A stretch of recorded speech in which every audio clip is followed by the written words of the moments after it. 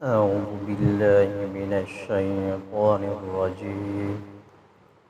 بسم الله الرحمن الرحيم. لقد أخذنا ميثاق بني إسرائيل وأرسلنا إليهم رسلا كلما جاءهم رسول بما لا تهوى أنفسهم فريقا كذبوا وفريقا يقتلون وحسبوا ألا تكون فتنة فعموا وصموا ثم تاب الله عليهم ثم عموا وصموا كثير منهم والله بصير بما يعملون. سورۃ مائدہ آیت نمبر 70 اور 71. پیچھے اللہ تبارک و تعالی نے بنی اسرائیل کے جرائم کا ذکر فرمایا. انہی جرائم میں سے ایک جرم یہ تھا کہ انہوں نے اللہ کی وعدہ شکنی کی کہ اللہ نے ان سے جو وعدہ لیا تھا وہ وعدہ کے خلاف انہوں نے کام کیا. دوسرا جرم یہ تھا کہ انہوں نے تکذیب انبیاء کیا، انبیاء کرام کو جھٹلایا. تیسرا جرم یہ تھا کہ انبیاء کو قتل کیا. تو اللہ تبارک و تعالی نے فرمایا لقد اخذنا میثاق بنی اسرائیل، میں نے بنی اسرائیل سے یہ وعدہ لیا تھا کہ میں تمہاری طرف رسول بھیجوں گا. بنی اسرائیل میں سب سے زیادہ انبیاء تشریف لے گئے. اس وجہ سے بنی اسرائیل اپنے آپ کو کہتے تھے ابناء الانبیاء، کہ ہم انبیاء کے بیٹے ہیں. تو اس وجہ سے وہ عجب میں پڑ گئے کہ ہماری جیسی کوئی اور قوم نہیں ہے. جو قرب ہمیں اللہ سے نصیب، قرب اللہ کا ہمیں حاصل ہے، وہ نہ کسی قوم کو نہ کسی اور فرد کو حاصل ہے. کیوں؟ اس لیے ایک تو یہ کہ انبیاء انہی کے خاندان میں سے، انبیاء کی اولاد بھی ہیں، انبیاء کی رشتہ داریاں بھی ہیں. تو اس چیز کی وجہ سے وہ عجب میں پڑ گئے.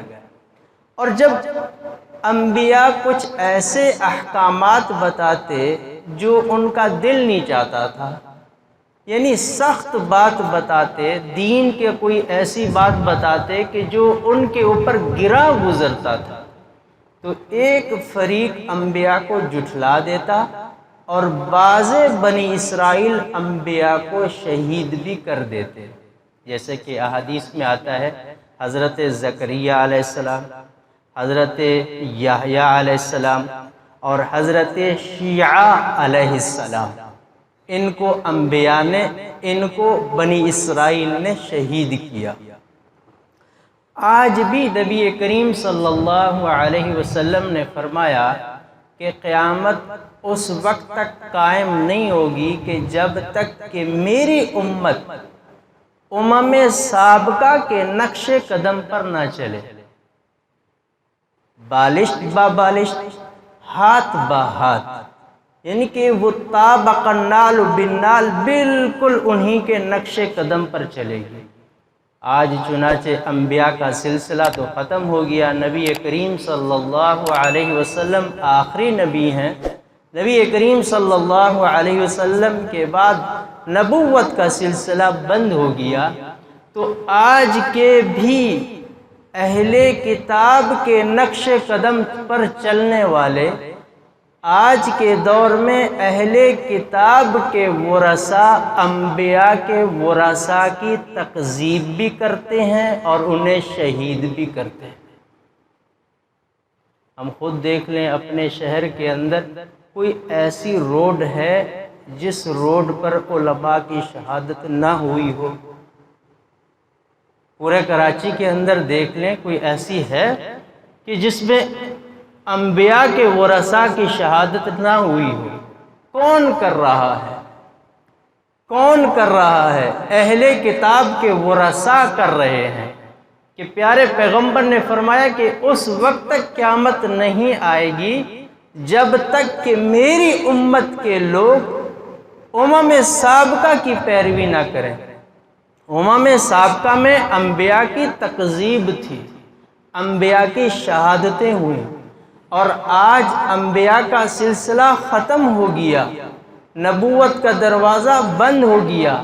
آج اہل کتاب کے ورثاء انبیاء کے ورثاء کی تکذیب بھی کر رہے ہیں کہ جو چیز پسند نہیں ہے تو فوراً جھٹلا دیتے ہیں۔ یہ نہیں دیکھتے کہ سامنے والے کے پاس دلائل ہیں، وہ کوئی قرآن کی بات کر رہا ہے، کوئی حدیث کی بات کر رہا ہے، نہیں، کہ اس کی بات میرے مزاج کے خلاف ہے۔ جب میرے مزاج کے خلاف ہے تو گویا کہ وہ دین کی بات ہی نہیں ہے، فوراً جھٹلا دیا جاتا ہے۔ اور جب وہ ان کو روکا جاتا ہے کہ حق کی بات اس طریقے سے بیان نہ کرو، حق اس طریقے سے بیان کرو جو ہم چاہتے ہیں، اگر اس پر کوئی کام نہیں کرتا تو پتہ چلتا ہے کہ اس کی لاش فلاں جگہ ملی ہے، وہ ایسا غائب ہوا کہ اس کا پتہ ہی نہیں ہے۔ یہ اس آیت سے آج کا منظر بالکل واضح ہے۔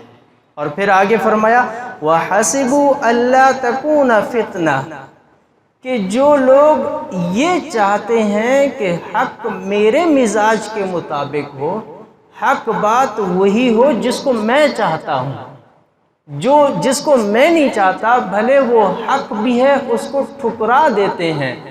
یہ لوگ یہ سمجھتے ہیں کہ اللہ تعالیٰ اب نہیں آزمائے گا، بس جس چیز پر ہم ہیں اسی پر جنت منحصر ہے۔ ایسا نہیں ہے۔ آج ہر بندہ چاہتا ہے کہ حق کہنے والا کوئی ہو۔ اچھا بھی حق کہنے والا کوئی نہیں ہے؟ نہیں، کوئی نہیں ہے۔ حق کہنے والے قرآن کے مطابق قیامت تک رہیں گے۔ مسئلہ یہ ہے کہ ہر بندہ اپنے مزاج کا حق سننا چاہتا ہے، اپنے مطلب کا حق سننا چاہتا ہے۔ تو یہاں اللہ تبارک و تعالیٰ نے فرمایا وَحَسِبُوا أَلَّا تَكُونَ فِتْنَةً، کیا یہ لوگ یہ سوچتے ہیں کہ ہم انبیاء کی اولاد ہیں، انبیاء کے قرابت دار ہیں، اب اللہ تعالیٰ ہمیں نہیں آزمائیں گے؟ جب اللہ تعالیٰ انہیں آزماتے ہیں تو فوراً توبہ طائب ہو جاتے ہیں، فوراً رجوع اللہ کر لیتے ہیں۔ جب اللہ تعالیٰ گرفت سے آزاد فرما دیتے ہیں ثم عموا وصموا، پھر وہی اندھا اور بہرا پن ہو جاتا ہے اور انہی چیزوں کے اندر گامزن ہو جاتے ہیں۔ آج بھی یہی مسئلہ ہے کہ بنی اسرائیل عجب میں مبتلا ہوئی۔ عجب کہتے ہیں کہ ایک ہوتا ہے تکبر اور ایک ہوتا ہے عجب۔ تکبر دنیاوی معاملات میں ہوتا ہے، مال کے اندر، حسن کے اندر اور اولاد کے اندر، اور جو عجب ہوتا ہے وہ دینی معاملات میں ہوتا ہے، اور عجب تکبر سے زیادہ خطرناک ہے۔ بہت سے لوگ ایسے ہوتے ہیں کہ وہ کیا 5 وقت کی نماز پڑھتے ہیں، وہ کہتے ہیں کہ ہمارے جیسا تو کوئی ہے ہی نہیں۔ بہت سے لوگ کیا ہوتے ہیں کہ وہ زکوٰۃ دے دیتے ہیں، اب جس محفل میں بیٹھیں گے تو اب اسی محفل میں زکوٰۃ نہ دینے والوں پر تبصرہ کرنے کا مقصد سامنے والے کو ترغیب نہیں ہے، سامنے والے کو بتانا ہے کہ میں دیتا ہوں زکوٰۃ۔ حج کا معاملہ آ جاتا ہے، 10-12 سال پہلے کا حج کیا ہوا ہوتا ہے، ہر محفل کے اندر اپنے حج کی مثال، اپنے حج کا واقعہ بیان کریں گے۔